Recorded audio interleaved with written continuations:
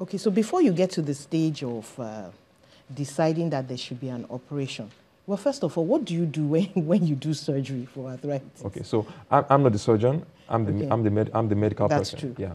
So, but we work very closely with the orthopedic surgeons, because when all things medical and fail, that's when we call in the surgeons, or where medicine cannot have an impact in regards to the therapeutic management of such a patient, then you call in the surgeons. But like I said, you must have exhausted all medical means. We will go into all those medical means, exactly. but I just want to know what do they take out anything, putting anything there? Okay, so there are different types of surgeries that happen. So for instance, you might have a damaged joint, and therefore they would have to replace, put in an artificial joint or a surface, so that, because it's bone against bone. So if one is damaged, then there's going to be a lot of pain, a lot of deformity, a lot of dysfunction. So to be able to restore that function, there will be a replacement of that diseased or damaged joint, and that's what surgeons do. Some other times may be especially in time past, just to freeze the joint, just make sure it doesn't move. You still have to avoid the pain, But now there are more and more advancements coming into the surgical management of joint disease that have gone beyond the medical management. Okay, but the freezing of joints, for example, let's take the wrist. Do they freeze the joint at the wrist if there's arthritic pain there? If need be, but I don't think that's something that is regular, because the wrist is a very delicate, small compartment. Because I've seen some people, it's like they can't even bend their fingers. Yeah, most likely they have some form of arthritis that affects the fingers, such things like rheumatoid arthritis, psoriatic arthritis, sometimes even gout can also cause some destruction of the joints, spondyloarthropathies as well. Those are different types of diseases that can affect the joints. Okay, so what's more important at this point is, if a person can do certain things that reduces the risk of that person getting an arthritis, whatever the type of arthritis it might be, whether they are what we call modifiable risk factors, something the person can actually do. Are there things like that? Actually, yes, there are modifiable risk factors. And one of them we're beginning to see emerge, not just for a lot of other medical diseases, especially cardiovascular diseases, but we're beginning to also see that with regards to joint and musculoskeletal disease. And okay. Yeah, and one of them I will begin to get to mention is obesity. Beyond the mechanical effect in terms of obviously... Oh, mechanical is there. Yes, because of the weight on the joints. Exactly, so the weight on the joints. So that, in fact, that is one risk factor for particularly osteoarthritis. But research has also begun to, research findings have begun to throw out another finding that even obesity has an impact on the other forms of arthritis. Obviously, it has a significant association with gout, for instance. It also has a significant association with things like rheumatoid arthritis, spondyloarthropathies. So there's also been some linkage with regards to that. Again, activity will become rather, what's the word now, redundant. Lack of physical activity is also something that's becoming rampant in our generation. And people who are more physically active tend to have less of these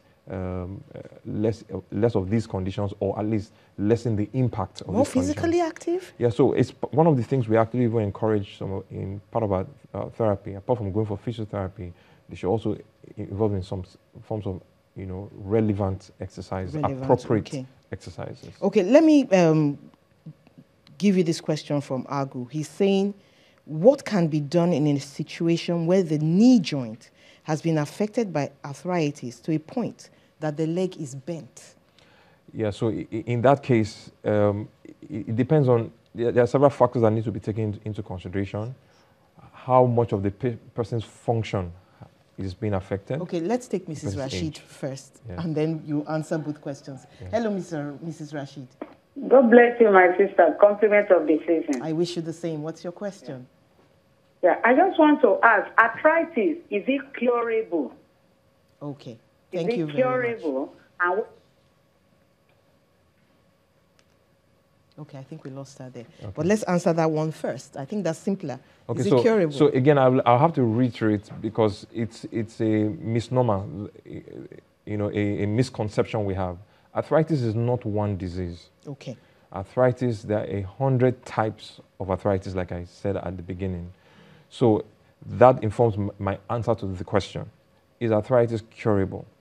If the arthritis is due to a condition, for example, I mentioned infections. Okay. If you can cure the infection that probably is causing the arthritis, Then in that arthritis case, it's goes. curable. Okay. However, if the underlying condition cannot be cured, Such as? such as rheumatoid arthritis, such as lupus, you can't cure it.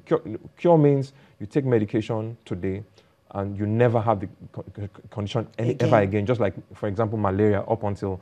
Okay, let me take you up on that. You know, the rheumatoid arthritis, correct me if I'm wrong, it has something to do with the fluid around. Particularly, actually the cartilage. Okay, Yeah. let's take Mr. Moshood first. Hello, Mr. Moshood. Hello. All the way from Osun State. What's your question? Yes, my question is, if you are working in an environment and you need to climb stairs from time to time, how long can it take you to develop this kind of an arthritis disease that you are talking about? Okay, I'm thinking he's asking Yeah. how much of that climbing will make you develop arthritis. It necessarily wouldn't. If anything, it might reveal the presence of it. Okay. Yeah, because you have to use your muscles a bit more.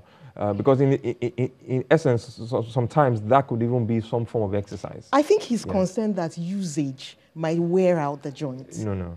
Okay. Not necessarily. Even though, yes, there's a concept called overuse injury. Okay. Yes, where it's overused, but I do not think that, again, one has to be able to assess. I do not know how many, the number of flights of stairs being referenced here, but on the average, it shouldn't cause an arthritis. Okay, so not being obese is making a lot of sense now. Yes. So this synovial fluid and the cartilage, is it possible? I mean, if maybe the synovial fluid is not enough for the lubrication, is it possible to inject something that will actually make it, Yes. and then eliminate the problem? That's a very simplistic approach to it, actually. It is, but that's not how things work. Okay, let's take Daniel first. Yes. I hope you remember all these questions. Hello, Daniel. Hello? Hello. What's your question? Good afternoon. Good afternoon. Hello? We can hear you, Good Daniel. afternoon. Go on. Okay, I need to ask a question. For about 3 years now, I noticed I'm having pain between my knee and my foot.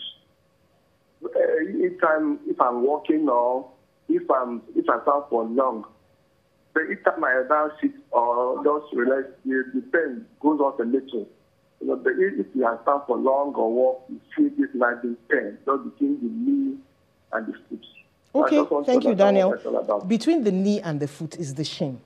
So we'll talk about that, but continue what you were saying about the rheumatoid arthritis. Yes, so what happens is, with regards to how rheumatoid arthritis affects the joint Whether structure. it can't be cured with an injection of fluid or something. No, because it has to do with the immune system. Oh, okay.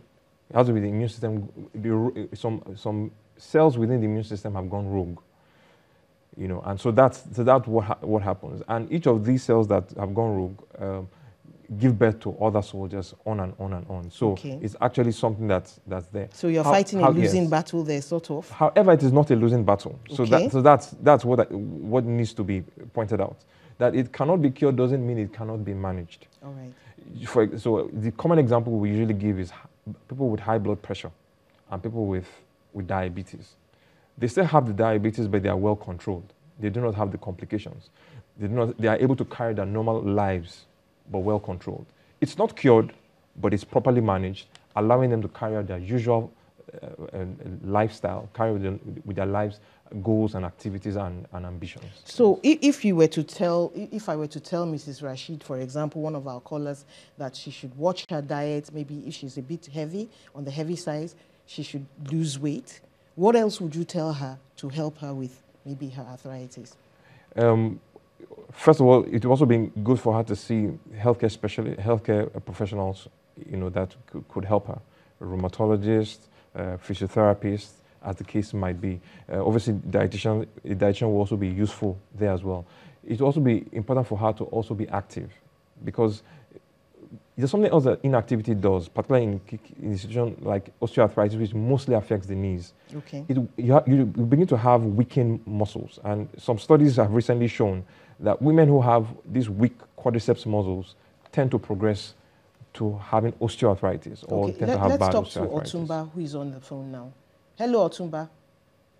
Yeah, hello, ma. Hello. What's your question? Yes. Please, they're having... I think we lost that. Okay, so what else would you be telling her? So like I said, obviously lifestyle modification in terms of diet, in terms of losing weight, in terms of being active.